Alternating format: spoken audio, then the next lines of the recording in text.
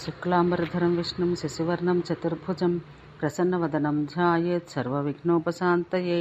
లింగ లక్షణం. సూతుడు ఋషులకు ఇట్లు చెప్పెను. ఇంతవరకు దేవతా పీఠికా లక్షణం తెలుసుకొంటిమి కనుక ఇప్పుడు అందు ప్రతిష్ఠించవలసిన లింగపు లక్షణం తెలిపెదను. ఇది ఉత్తమమైనది. శాస్త్ర సాంప్రదాయాలు ఎరిగిన విద్వాంసుడకు శిల్పి కానీ ఆగమ శాస్త్రవేత్త కానీ లింగమును చాలా నునుపుగాను చక్కని వన్నెతో మెరీచుండినట్లను నిర్మించాలి.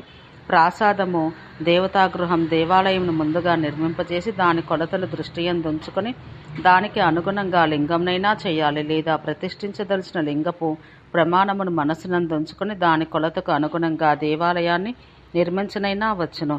ఎట్లయినను లింగం కానీ ప్రాసాదం కానీ ఈ రెండును శుభలక్షణాలు కలిగి చూచుటకు అందంగా ఉండాలి. దేవాలయపు గర్భగృహమందు అర్చామూర్తినో లింగమునో ప్రతిష్ఠించుటకు ఉద్దేశించిన ప్రదేశమందు చతురస్రమై లోతు కూడా చతురస్రపు భుజ పరిమాణమంతయే ఉన్న గుంతను తవ్వాలి. ఆ గుంతయందు ముందు చెప్పబోవు కొలతలు అనుసరించి బ్రహ్మసూత్రమును ప్రసారించాలి. ఈ బ్రహ్మసూత్రం మీదుగా సరిగా లింగపు నడుమ బిందువు వచ్చినట్లుగా లింగపు నడుమ బిందువు ఈ బ్రహ్మసూత్రానికి కొంచెం ఎడమవైపుగా వచ్చినట్లు లింగాన్ని కానీ అర్చామూర్తి కానీ ప్రతిష్ఠించాలి. పురమునకు పశ్చిమ దిశగా అందును కొంచెం దక్షిణాన దేవాలయాన్ని నిర్మించాలి. అది కొలదిగా ఈశాన్యానికి మలుపుగా ఉండాలి. ఆలయపు ద్వారం తూర్పు దిశయందు ఉండాలి. ఈ ద్వారానికి తూర్పుగా మరియొక ద్వారం కూడా ఉండాలి. ఈ ద్వారాన్ని మహేంద్రం అంటారు. ఈ రెండింటిలో మొదటి వాకిటి దక్షిణోత్తరమానమును 21 భాగాలుగా విభజించాలి. వానిలో నడిమి భాగపు నడిమి బిందు స్థానాన్ని గుర్తించి దాని మీదుగా బ్రహ్మసూత్రం నిలుపవలెను. తర్వాత ఈ ద్వారపు దక్షిణోత్తరాయము 4 చతుర్థాంశములుగా విభజించి వాని అందరి దక్షిణోత్తర చతుర్థాంశాలను రెంటిని వదిలి నడమ మిగిలిన చతుర్థాంశాలను రెంటిని కలుపగా అర్ధభాగమగును. కావున ఆ ద్వారయామపు అర్ధభాగాన్ని 3 భాగాలు చేయాలి. వీని అందరి దక్షిణ తృతీయాంశమును ఉత్తర తృతీయాంశమును వదిలి నడమ ఉన్న తృతీయాంశంలో అర్ధాంశం గ్రహించాలి. ఈ నడిమి తృతీయాంశపు 2 అవధుల నడిమి కొలతను బ్రహ్మస్థానం అంటారు. దీనికే గర్భస్థానం అని వ్యవహారం. లింగపు అడ్డుకొలత వ్యాసం ఈ పరిమాణంలో ఉండనట్లు చేయించవలెను. ఇది ఒక విధమగు లింగ పరిమాణ నిర్ణయ ప్రకారం. ఇది సర్వసాధారణ ప్రకారం. లేదా ద్వార దక్షిణోత్తరాయామమును 5 భాగాలు చేయాలి. వాని అందరి దక్షిణోత్తర భాగద్వయాన్ని వదలాలి. నడిమి భాగత్రయాన్ని గ్రహించాలి. ఈ నడిమిని బ్రహ్మస్థానంగా గ్రహించి ఇంత అడ్డుకొలతతో అడ్డు వ్యాసంలో లింగాన్ని నిర్మింపచేయాలి. ఇది జ్యేష్ఠ పరిమాణం. లేదా ద్వార దక్షిణోత్తరయామమును 9గా విభజించాలి. వాని అందరి దక్షిణ భాగద్వయాన్ని ఉత్తర భాగద్వయాన్ని వదలాలి. నడిమి భాగ పంచకమును గ్రహించాలి. ఇది బ్రహ్మస్థానంగా గ్రహించి ఈ ప్రమాణాన్ని లింగపు అడ్డుకొలత వ్యాసంగా గ్రహించి అట్టి కొలతతో లింగాన్ని నిర్మింపచేయవలెను. ఇది మధ్యమ పరిమాణం. ద్వార దక్షిణోత్తరాయామమును 5 భాగాలు చేసి ఉత్తర భాగద్వయాన్ని దక్షిణ భాగద్వయాన్ని వదలాలి. నడిమి పంచమాంశ పరిమాణాన్ని లింగపు అడ్డు వ్యాసంగా గ్రహించి ఈ పరిమాణంతో లింగాన్ని నిర్మింపచేయాలి. ఇది కనిష్ట పరిమాణం. ఇది కాక జ్యేష్ఠ మధ్యమ కనిష్ట పరిమాణక లింగములను 3 కూడా మరల ఉపవిభాగాలతో 9 విధాలుగా నిర్మించే పద్ధతి కలదు. అది ఎట్లన జ్యేష్ఠ పరిమాణక లింగపు పరిమాణాన్ని మధ్యమ పరిమాణక లింగపు పరిమాణాన్ని కనిష్ట పరిమాణక లింగపు పరిమాణాన్ని కూడా వేరువేరుగా 9 భాగాలు చేసి ఉంచుకోవాలి. లింగరూప విశేష కథనం. లింగ లక్షణం నెరిగి శిల్పి లింగమందలి నాభి నుండి కింది సగమును 8 సమభాగాలు చెయ్యాలి. దాని యందు పైనుండి 3 అష్టమాంశాలు వదిలి మిగిలిన 5 అష్టమాంశాలను చతురస్రంగా వేయవలెను.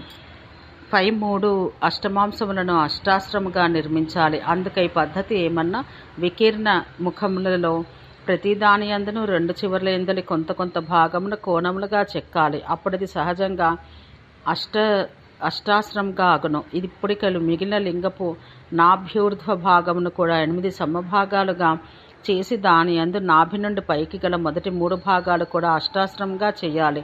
నాభ్యూర్ధ్వమందలి పూజాయోగ్య దేశమందు ఆరంభించి షోడశాస్త్రంగా రూపొందిస్తూ క్రమంగా దాన్ని వర్తలం చేసి ముగించాలి. కానీ నడిమి గుర్తునకై నాభిభాగమందు కుండలీకరణం గుండ్రని రేఖను కొంచెం లోతుగా చెక్కుట చేయవలెను.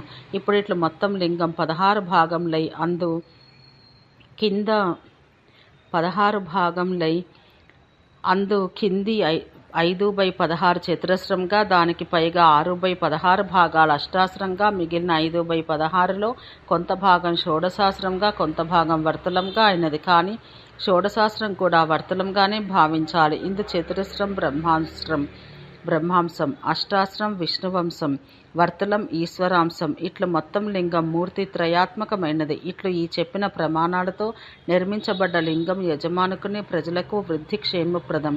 గర్భాలయపు ప్రమాణమును అనుసరించి తగినట్టు నిర్మించదగిన లింగ లక్షణం మరియొకదాన్ని తెలిపెదను.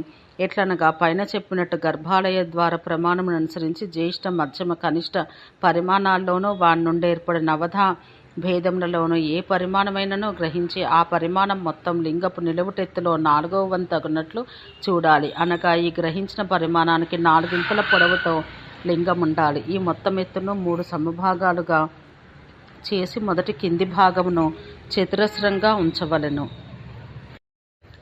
నడుమి భాగాన్ని అష్టాశ్రముగా మలచవలెను. ఈ అష్టాశ్ర భాగమందలి సగము దగ్గర రేఖగల నిర్మించి దాన్ని పూజా భాగంగా గుర్తించాలి. ఇప్పుడు అష్టాశ్ర భాగం 2 అర్ధభాగంలైనది. లింగ శిరోభాగం అన్ని పక్కల అష్టాశ్రపు పై అర్ధభాగాన్ని, పైన మిగిలి ఉన్న భాగాన్ని క్రమంగా వర్తులంగా చెయ్యాలి. లింగ శిరోభాగం అన్ని పక్కలకు పల్లముగా వాలుచు అందంగా ఉండాలి. లింగం దిగువ భాగం కంటే పైనుండి భాగం తక్కువ వ్యాసంతో ఉండాలి. ఇట్లున్న జ్యేష్ఠ పరిమాణక లింగం పూజ్యమగును. మొత్తం మీద చూడగా లింగపు చతురస్ర భాగపు 4 భుజముల చుట్టుకొలత ఎంతయో లింగపు ఎత్తు అంత ఉండాలి. ఇట్లు మనోహర మగుటతో పాటు లక్షణయుక్త మగుతూ అగుచు సౌమ్యంగా కనబడే లింగం వృద్ధిప్రదంగా ఉండును. ఇట్లు కింది వ్యాసపు కొలత కంటే పై వ్యాసపు కొలత తక్కువ కాక మూలమందును నడుమను అంతమందును సమానముగా ఉండు లింగము సర్వకామ ఫలప్రదమగును. ఈ 2 విధాలలో ఏదీ కాని లింగము అనత్ లింగమని పెద్దలందరూ. ఇట్లు లింగంను రత్నములతోనూ, స్ఫటికంతోనూ, మృత్తికలతోనూ, శిలతోనూ, దారువుతోనూ తన మనసుకు నచ్చిన ఏ పదార్థంతో అయినను చేయించవచ్చును.